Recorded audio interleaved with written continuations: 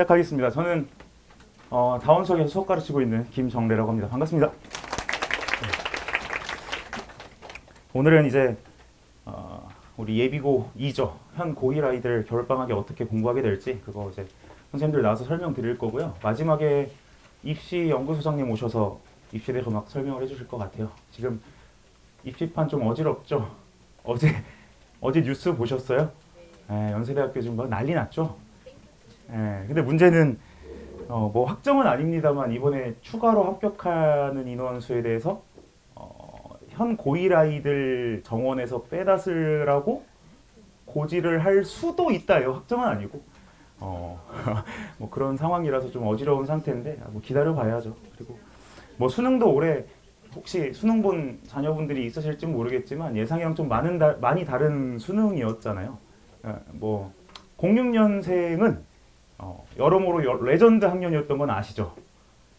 시험을 아무리 쉽게 내도 등급컷이 안 올라가던 학년이었어요.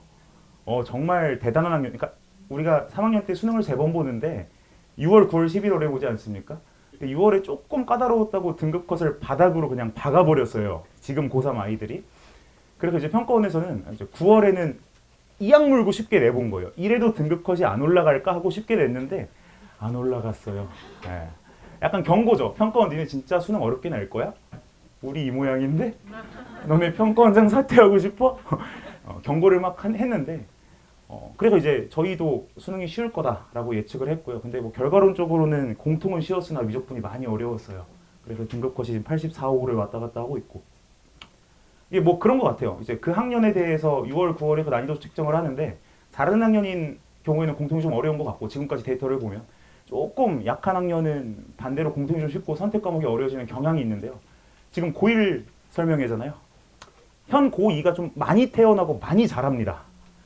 제가 볼 땐 내년 수능은 이게 좀 개인적인 뭐 완전히 사견이니까 흘리셔도 되는데 어려울 거예요. 수업은 좀 어려워질 거고요. 그 다음 현 고1들은 뭐 06년생이랑 비슷해요. 제가 볼 때는.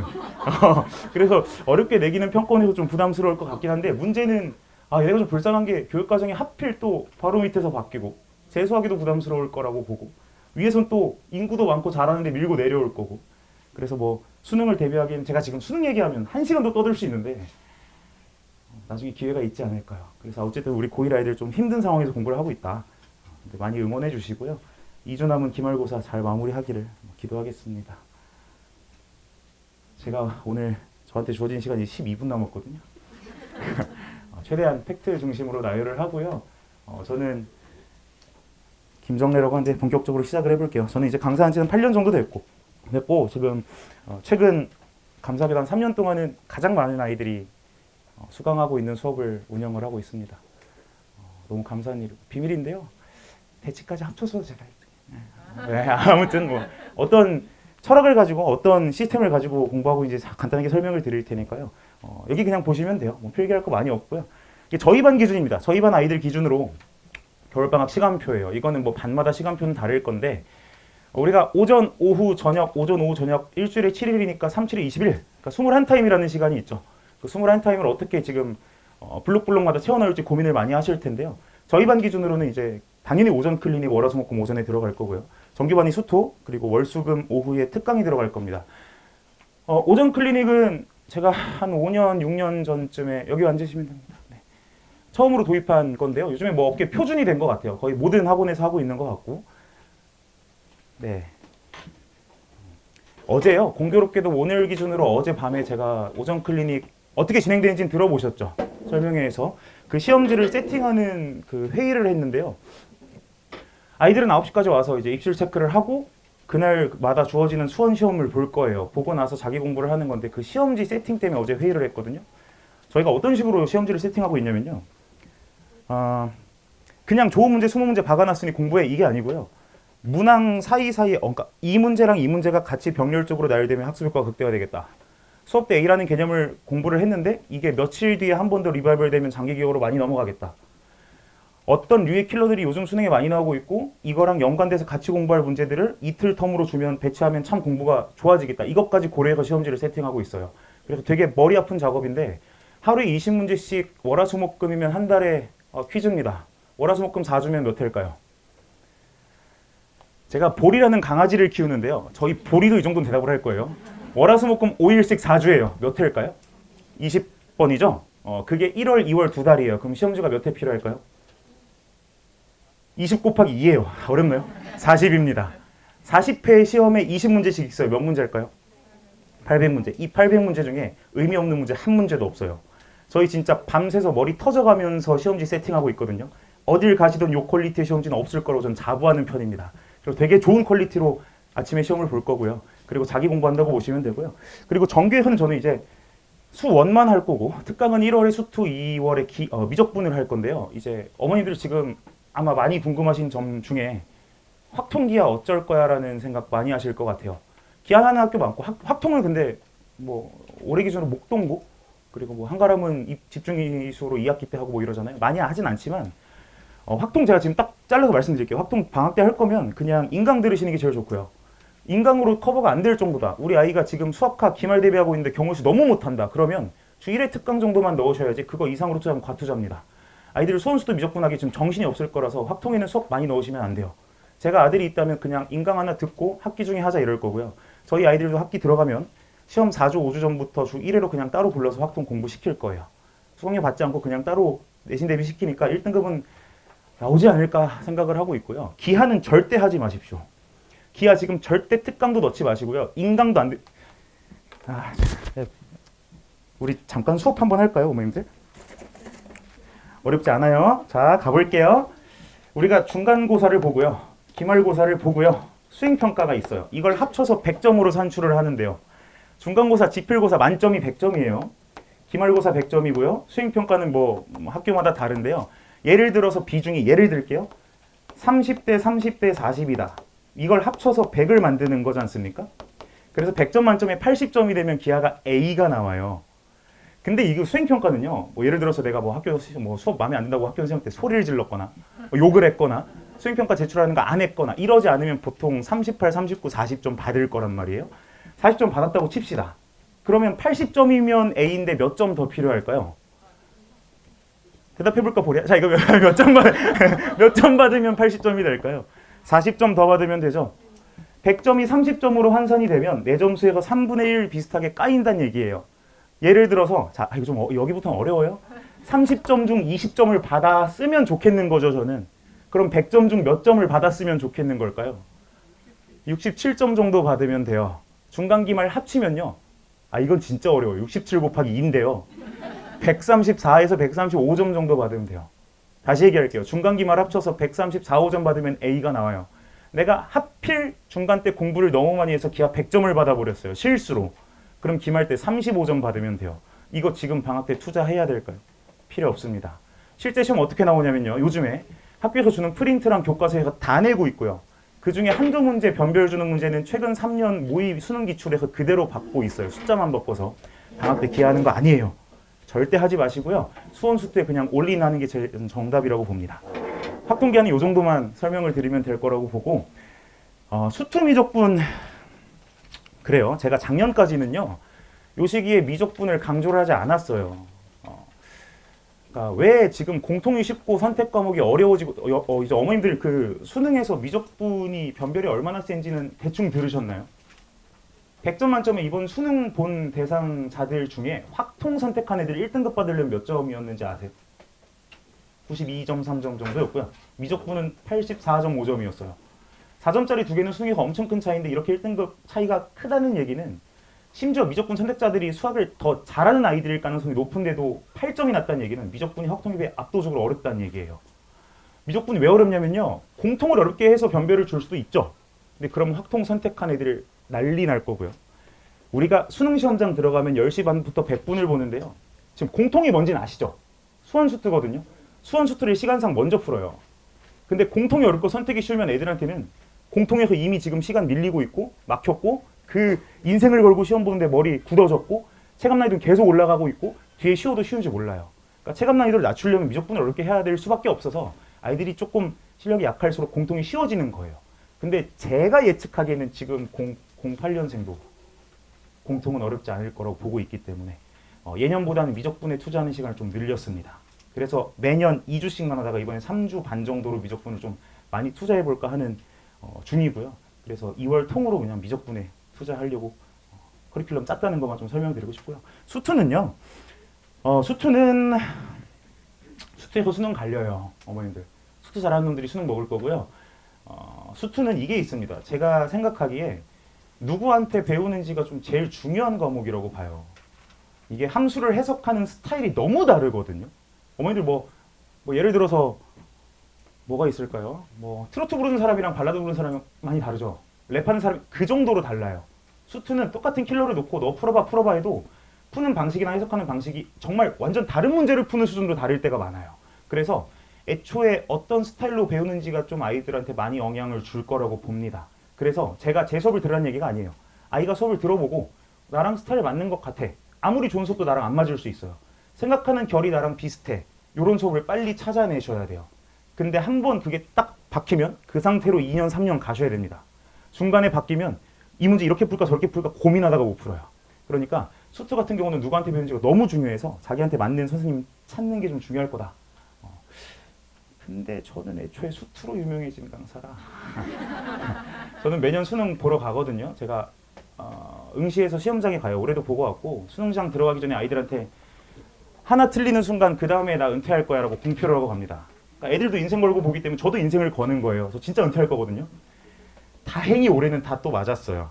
그래서 강사 인생이 1년 연장됐는데 다행히 5년 동안은 500점이에요.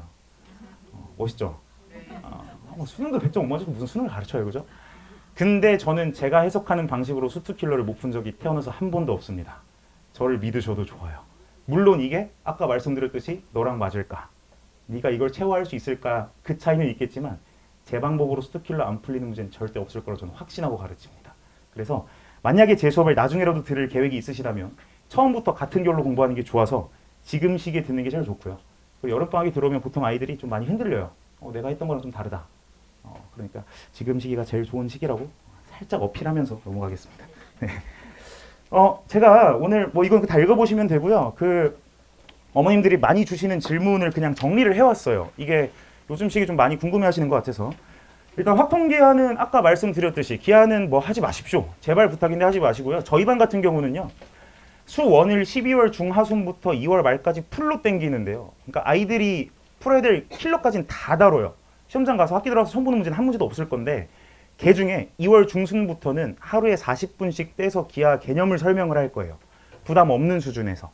그래서 5번 딱 잡아서 2주 반 동안 기하 개념 설명할 건데 요 정도면 학기 들어가서 기하 문제 안 생겨요.